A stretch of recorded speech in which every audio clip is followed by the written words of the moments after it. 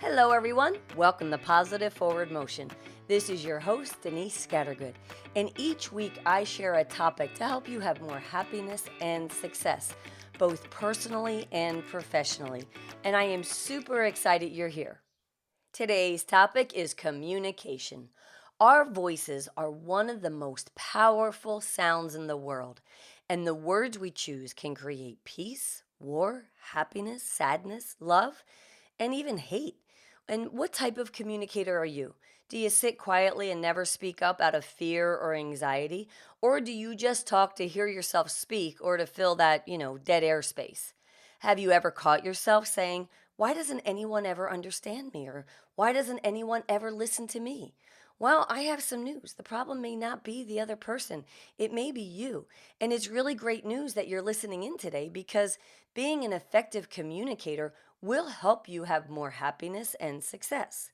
And as a teacher and trainer of effective persuasive communication skills, I often find myself helping others with the very basics of communication. And that is to get others to lean in and want to have a conversation with you.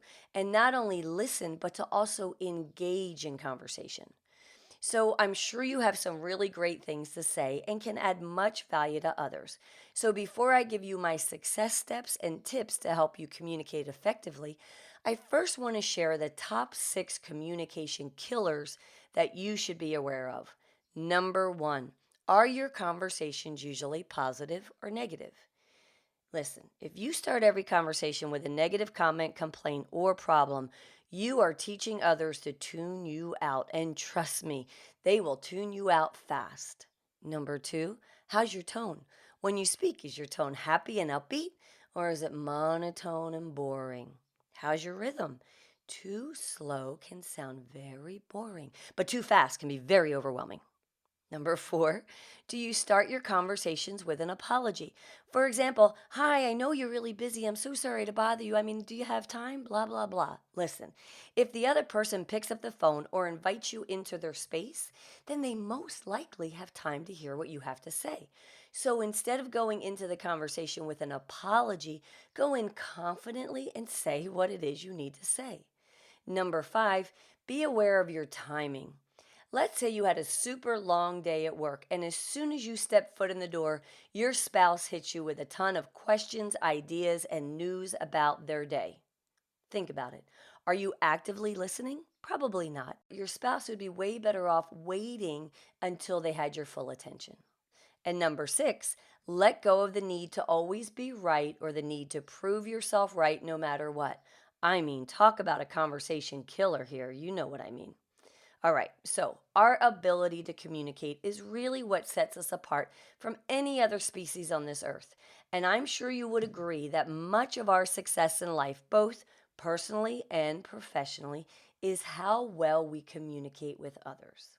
So now that you are aware of the top 6 communication killers, I want to leave you with 8 ways to communicate more effectively.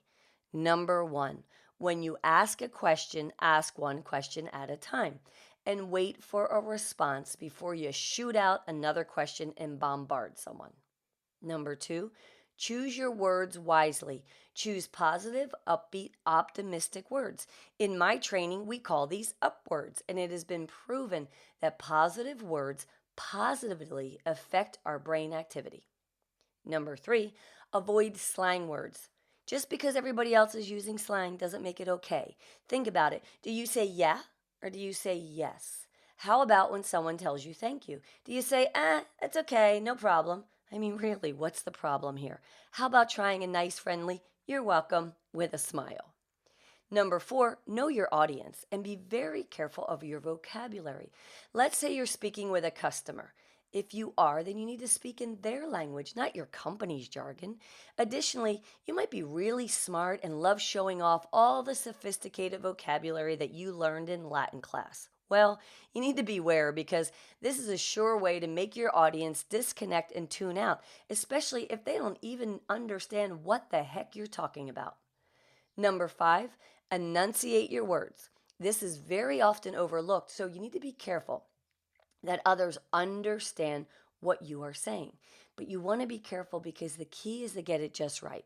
Enunciate so that your words don't run together, but be careful to not over enunciate so that you sound unnatural. All right, you get the point. Number 6, be honest. Don't make up an answer just for the sake of not looking dumb. You are way better off letting someone know that you don't know the answer to their question and say something like, hey, that's a great question and I'm going to find out for you. Then get back to that person honestly and openly. Doing this will help you keep your integrity and you will learn something new. Number 7, be authentically you. I'm telling you, I learned this one the hard way. When I very first moved to Texas, fresh out of New Jersey, and I got my very first straight commission sales position, I thought for sure that I would have more success if I sounded more like a Texan. Well, trust me, I was not fooling anyone. And as soon as I started being me, I had better conversations and was way more successful. So you are unique, so be fantastically, authentically you. And number 8, practice the power of the pause and be a great listener. Actively listening to others is the best compliment you can give a person. And I'm going to leave you with this great quote from Plato. Wise men speak because they have something to say. Fools because they have to say something. And I want to thank you so much for listening in and allowing me to communicate with you. Thank you for listening in today. I hope you found today's topic valuable, and if you did, please rate, review, and share this podcast. And as always, I'm wishing you much success and happiness. And remember, no matter how small your step is, as long as you keep moving forward, that's what I call positive forward motion.